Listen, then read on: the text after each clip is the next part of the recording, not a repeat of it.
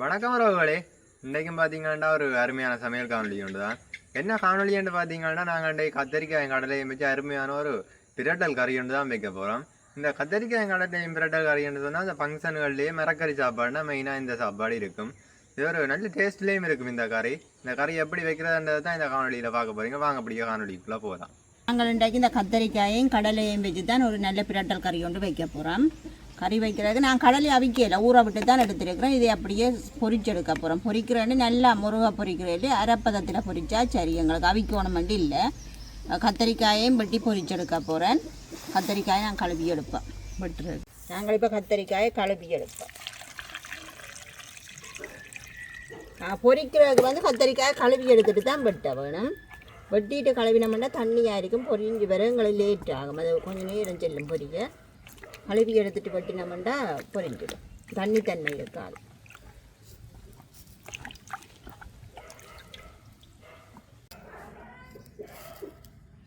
கத்தரிக்காயை நாங்கள் வெட்டுவோம். முதல்ல இந்த மூளை இப்படி வெட்டி எடுத்துட்டு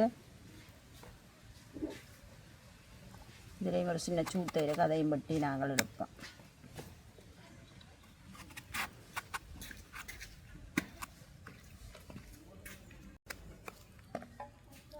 நாங்கள் பொரிச்சு தான் குழம்பு வைக்க போகிறோம். இப்படி நீளமாக மெல்லிசாக நீளமாக வெட்டி எடுப்போம். இது அப்போ தான் எங்களுக்கு டக்குண்டு பொரிஞ்சு வரும். பொரிக்கிறதுக்கு இப்படி தான் வெட்டுறது, பொரிச்சு குழம்பு வைக்கிறது. நாங்கள் இந்த கத்தரிக்காய் வெட்டிக்க கொஞ்சம் உப்பு தூவி விடுவோம். வேண்டாம், அந்த கயத்தன்மை இருக்குது தானே, அதை வெட்டுறதுக்காக கொஞ்சமாக உப்பு தூவி விட்டால் சரி, விராட்டி விட்டால் சரி. அதுக்கு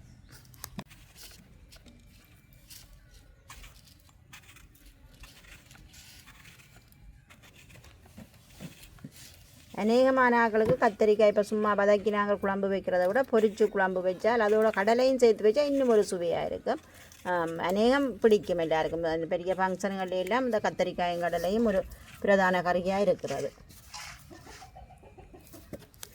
நல்ல பிஞ்சு கத்தரிக்காய்ங்களுக்கு நல்ல கத்தரிக்காய். இது இந்த கத்தரிக்காயில் பல வகை இருக்குது பாருங்க. முழுமையாக அப்படியே நல்ல ஒரே கலராக இருக்கிற மாதிரி இதில் சின்ன கோடு வந்துருக்கு. இது வேறு ஒரு இனம் இந்த கத்தரிக்காய்.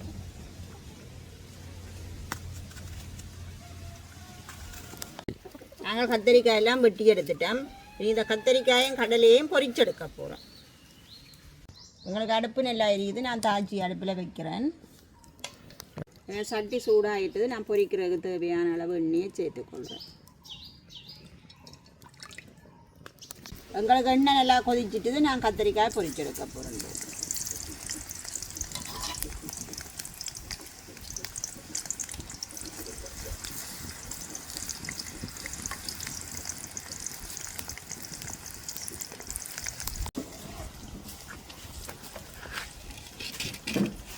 குழம்புக்கு வந்து கத்தரிக்காய் நல்லா பொரிஞ்சு வந்தால் தான் எங்களுக்கு நல்லா இருக்கும். மற்ற எண்ணெய் இழுக்காது. இந்த அரைவாசி அரைவியலாக பொரிஞ்சு வந்தால் சரியான எண்ணெயாக இருக்கும். கொஞ்சம் நல்லா பொரியப்படும், மொறுத்து பொரியப்படும். எங்களுக்கு இந்த கத்தரிக்காய் பொரிப்பட்டு வந்துடுங்க. கலர் எல்லாம் மாறி நல்ல கலகலண்டு வந்துட்டு இந்த பதத்தில் நாங்கள் எடுக்கணும். ஆயிலும் விட்டாலும் கைக்கும் கொஞ்சம் குறிய எடுத்தால் எண்ணெயாக இருக்கும், எண்ணெய் எடுத்துருக்கும்.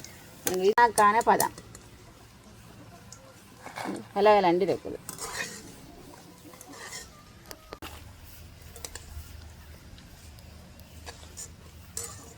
நான் இதே மாதிரி எல்லாத்தையும் பொரிச்செடுக்க போகிறேன். இப்படியே நாங்கள் எல்லாத்தையும் பொரிச்செடுப்போம்.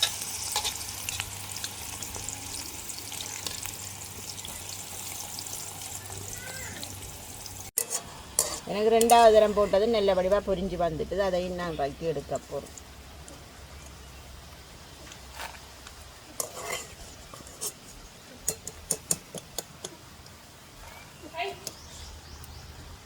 நாங்கள் கத்தரிக்காய் எல்லாம் பொரிச்செடுத்துட்டோம். எங்களுக்கு விட்ட கணக்கு இருந்தால் பொரிச்செடுத்தால் கொஞ்சமாக தான் பெறும் கத்தரிக்காய். எங்களுக்கு இங்கெல்லாம் தான் வந்தது, பொரிச்செடுத்தாச்சு. நான் இனி கடலை பொரிச்செடுக்க போகிறேன். இது வந்து நான் அவிக்கையில் ஊற விட்டு எடுத்துருக்கிறேன்.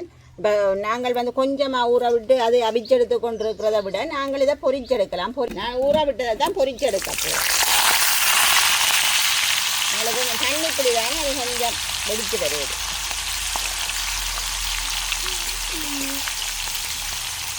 இது வந்து நல்லா பொரியணும் மட்டும் இல்லை, எங்களுக்கு அரைவாசி பொரிஞ்சால் காணும். எங்களுக்கு இந்த பதத்தில் பொரிஞ்சா காணும். மிச்சத்தையும் பொரிச்சோம். இதையும் இப்போ வடிச்சு எடுப்போம். எங்களை பொரிஞ்சு வந்துட்டுது. காணும் இந்தளவும் பொரிஞ்சது. கூட பொரிஞ்சா வெடிச்சு ஓ கொஞ்சம் நல்லா பொரிஞ்சேக்கு பாருங்க. இதுல எல்லாம் வெடிச்சு பறந்துட்டு வெடிக்க பார்க்கும். ரைட், நாங்கள் கத்திரிக்காயும் கடலையும் பொரிச்சு எடுத்துட்டோம். மினி குழம்பு வைக்கிறதா.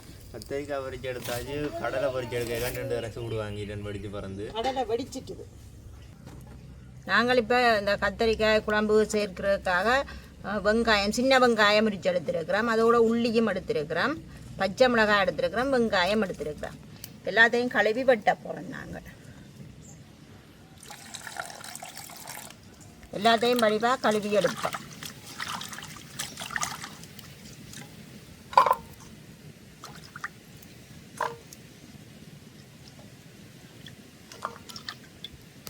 எல்லாத்தையும் சின்ன சின்னதாக வெட்டி எடுப்போம். ஆயிலும் சின்னதாக வெட்டணும் இல்லையா, எங்களுக்கு வதக்குறதுக்கு தானே கொஞ்சம் பெருசாக இப்படி நீளமாக வெட்டினா சரி. பொரியலுக்கு மாதிரி வெட்டணும் இல்லை. என்ன வெங்காயம் போட்டாங்க அலை பறந்து போகுது. அடுத்த சட்டைக்குள்ள விழுந்துச்சு. சின்ன வெங்காயம் வாசமாக இருக்கும்.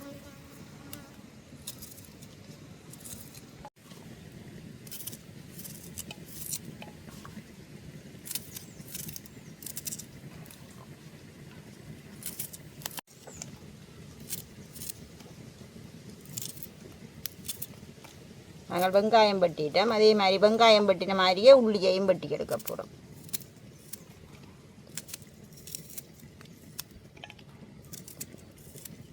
பச்சை மிளகாயை நாங்கள் வெட்டி எடுப்போம். இப்படி 2 ஆப்பிளாக வந்துட்டு கொஞ்சம் பெருசாக வெட்டி விடுவோம்.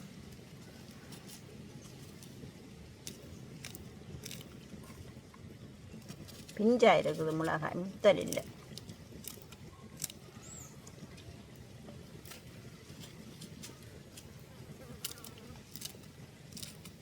இதோடு நாங்கள் எடுத்து வச்சிருக்கிற கருவேப்பை சேர்த்துக்கொள்ளுவோம். கருவேப்பை பெரிய பெரிய இலையாக இருக்குது தானே, அதையும் கொஞ்சம் சின்ன வெட்டி சேர்ப்போம். ரைட், நாங்கள் எல்லாம் வெட்டி எடுத்துட்டோம். எங்களுக்கு அடுப்பு நல்லா இருக்குது. நான் கறி வைக்கிறதுக்கு சட்டி அடுப்பில் வைக்கிறேன்.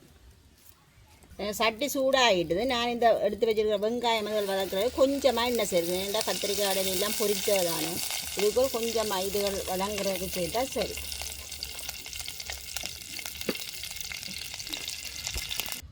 எனக்கு எண்ணெய் சூடாகிடுது. நான் இப்போ பெருஞ்சீரகத்தை சேர்த்துக்கொள்கிறேன். அதோட கடுகும் சேர்க்குறேன். கொஞ்சம் வெந்தயமும் சேர்த்துக்கொள்கிறேன். எனக்கு இதெல்லாம் பொரிஞ்சு வருது. நான் இப்போ வெட்டி வச்சிருக்க வெங்காயம் மிளகாயை சேர்க்கிறேன்.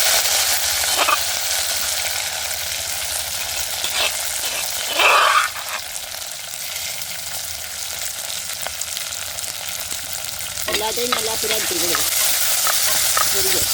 எனக்கு வெங்காயம் மிளகாயெல்லாம் நல்லா பொரிஞ்சு வந்துட்டுது. நான் எடுத்து வச்சிருக்கிற பாலை சேர்க்க போகிறேன். கரண்டியை வச்சுவிதான் பெருஞ்சீரகம் எல்லாம் இதுக்குள்ள இதாக்குது.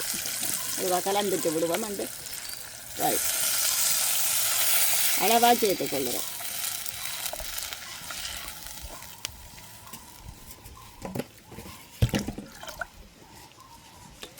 தேவையான அளவு தூளை சேர்த்துக்கொள்ளுறோம்.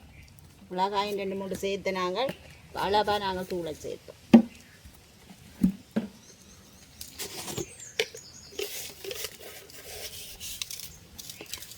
தேவையான அளவு உப்பையும் சேர்த்துக்கொள்ளுவோம்.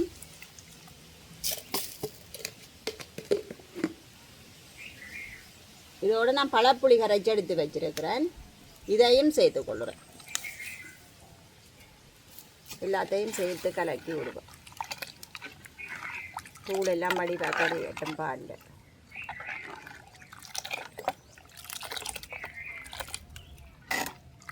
எங்களுக்கு இந்த குழம்பு இருக்கா கொதிச்சு பெருக்க தான் நாங்கள் பொரிச்சு வச்சுருக்கிற கத்திரிக்காய் கடலையே சேர்க்கணும். ஒருக்கா மூடிட்டு எரிப்போம், கொதிக்கட்டும். நாங்கள் ஒருக்கா திறந்து பார்ப்போம். எங்களுக்கு குழம்பு கொதிச்சுட்டுது. நான் பொரிச்சு எடுத்து வச்சுருக்கிற கடலை கத்திரிக்காய் எல்லாத்தையும் சேர்த்துக்கொள்கிறேன்.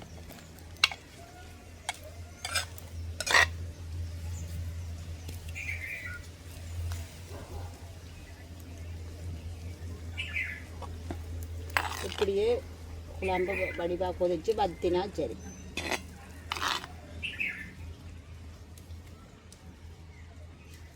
நாங்கள் அப்படியே மூடி விடுவோம். குழம்பு அப்போ தான் அந்த தூள் பக்கம் இல்லாமல் குழம்பு கொதித்து வத்தோம். நாங்கள் ஒரு கத்திராந்து பார்ப்போம். எங்களுக்கு நல்ல பிரட்டல் கறியாக வந்துட்டுது. நல்ல எண்ணெய் பிறந்து வந்துருக்கு. வந்துட்டுது. இங்கே கத்திரிக்காயும் கடலையும் போட்டு எங்களுக்கு நல்ல பிரட்டல். நான் நீ தான் இறக்கி எடுக்க போகிறேன். எங்களுக்கு இந்தளவும் ஓகே. இதை விடவும் வேண்டாம், கொஞ்சம் விடலாம் பிரட்டலாம். எங்களுக்கு இந்தளவும் ஓகேயா இருக்குது. நான் இப்படி இறக்குறேன். சரி, நாங்கள் இறக்கி எடுப்போம். இப்போ பார்த்தீங்கன்னா நாங்கள் கத்தரிக்காய் கடலைக்கறி நல்ல வடிவாக வச்சு எடுத்துருக்கோம். நல்ல எண்ணெய் பிறந்து வந்திருக்கு. ஆனால் நல்ல டேஸ்ட்டாக தான் இருக்கும். அதோட மிளகா பொரியல் எடுத்துருக்கிறோம். அதோட தக்காளி பழம் சொதியும் நாங்கள் வச்சு எடுத்துருக்கிறோம். எங்களை மத்தியான சாப்பாட்டுக்கு இந்த கத்தரிக்காய் கடலைக்கறியை நாங்கள் சோறோடு சேர்த்து தனியாக சாப்பிடுவோம். தனியாக சாப்பிடவே நல்ல டேஸ்ட்டாக இருக்கும். அது ஃபங்க்ஷனுகள்னா இந்த கத்தரிக்காய் கடலைக்கறியும் தான் இருக்கும். இந்த மரக்கறி சாப்பாடுகளுக்கு முக்கியமாக நல்ல டேஸ்ட்டாக இருக்கும். இதை நாங்கள் இப்போ சாப்பிட்டு பார்ப்போம் எப்படி இருக்குதுன்னு.